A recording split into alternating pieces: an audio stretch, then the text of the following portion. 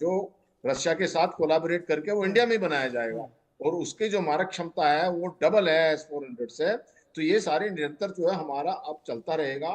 और जो बाकी भी कहा है, और मैं भी इस चीज को कहूंगा कि हमें अपना सेना का बजट भी बढ़ाना चाहिए, कि जिससे जो है परिस्थितियों को देखते हुए हमारी सेना और सशक्त हो जाए।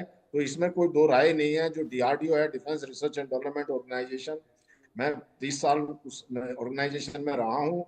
वहां पर हमारे पास में बड़े अच्छे साइंटिस्ट हैं, और जो लगातार बराबर हर चीज को करते रहते हैं, बनाते रहते हैं। ये जब पहली बार 89 में अग्नि मिसाइल फायर हुई थी, तो ये वहां पर हुई थी बालासुर में, चांदीपुर जगह है। फिर उसके बाद में ये जो कलाम आइलैंड है उसमें होती रही।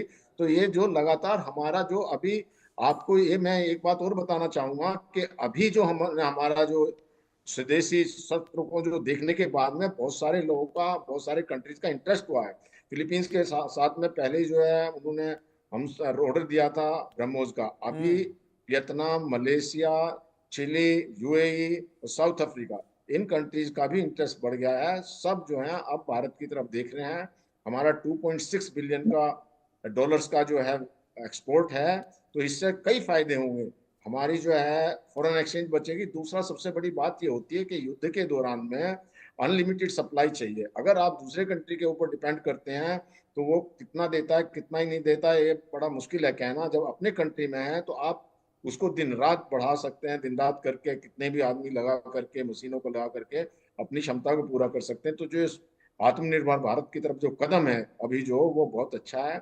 और ये अभी दुनिया ने देख लिया है कि हमारा जो ये जो एक, इससे बहुत अच्छा, बल्कि जो अभी हमारे जो डिफेंस के जो हैं वो शेयर बढ़ गए हैं और चाइना के कम हो गए हैं। तो इसलिए कि उनकी जो सारी मिसाइल वगैरह थी वो सब बेकार निकली। तो इसलिए अभी ये बहुत अच्छा है, और भारत निरंतर आगे बढ़ रहा है अपने फौज के हिसाब से भी और हमारे नहीं, हथियारों के रिसर्च मामले में डेवलपमेंट। तो कोई शक नहीं कि अगर आत्मनिर्भर कोई देश है तो उसकी स्थिति वर्तमान परिप्रेक्ष्य में हम उदाहरण यूक्रेन से ले सकते हैं कि जब रूस के साथ तनातनी चली तो यूक्रेन पूरी तरीके से निर्भर हो गया था कि उसके पास कहां से कितनी चीजें आ पाती हैं। तपेश चौधरी ग्रुप कैप्टन मेरे साथ इस वक्त जुड़े हुए हैं। तपेश जी, 9 राजेश जी, आतंकी छोटी सी ठिकाना। बात कहना चाह जी रही जी थी जी, मैं। बोलिए प्रियंका जी, डॉक्टर प्रियंका। देखिए, मैं समझती हूँ कि जिस तरीके से बॉर्डर पर रहने वाले लोगों ने अपनी जानें गंवाई हैं, और स्पेशली देखा जाए तो पाकिस्तान ने पूरी तरीके से लोगों के घरों को टारगेट किया था। तो सबसे पहले हमें बंकर पे भी पूरी तरीके से फोकस करना पड़ेगा। इनविजिबल बंकर्स बनाए जाए ताकि हम सबसे पहले अपनी जनता को सेव कर सकें। दूसरी चीज, आर्मी में भी खाली जो पद पड़े हैं, जो लगातार डिस्कशन का मुद्दा है, 1,80,000 जो पद खाली पड़े हैं उनको भरा जाए।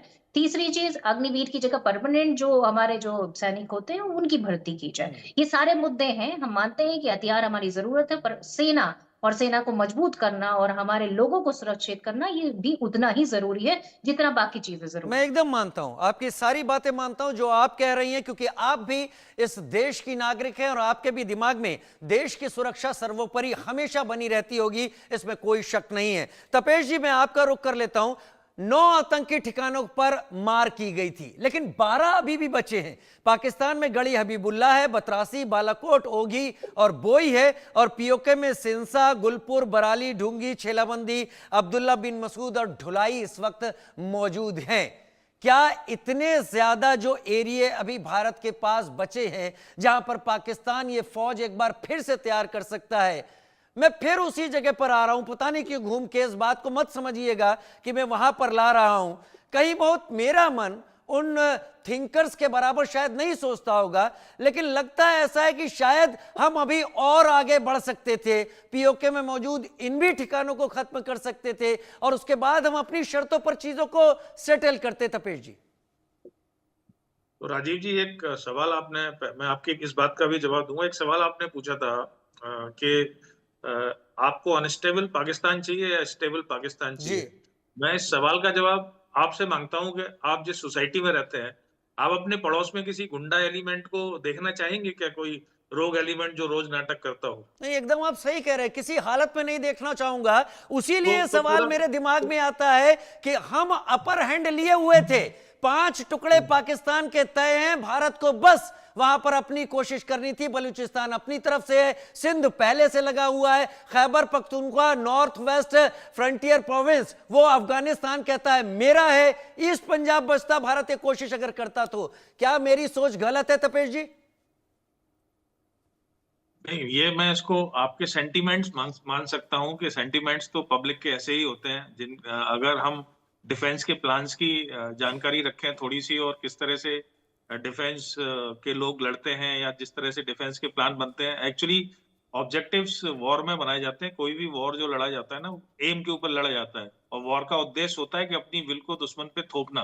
और उसके लिए हमें एक ऑब्जेक्टिव सेट करना पड़ता है कि हमारा फाइनल ऑब्जेक्टिव रहेगा। फिर वॉर जैसे जैसे आगे बढ़ता है हम थोड़े थोड़े लेकिन हम ये ऑब्जेक्टिव्स भी को तो कह modify- रहे हैं कि ये वॉर नहीं है। नहीं, मैं वही तो उसी पे आ रहा हूं। तो अगर हम जो आप कह रहे हैं अगर हमें वो अचीव करना होता, फिर तो हमें फुल फ्लेज्ड वॉर लड़ना था बिना।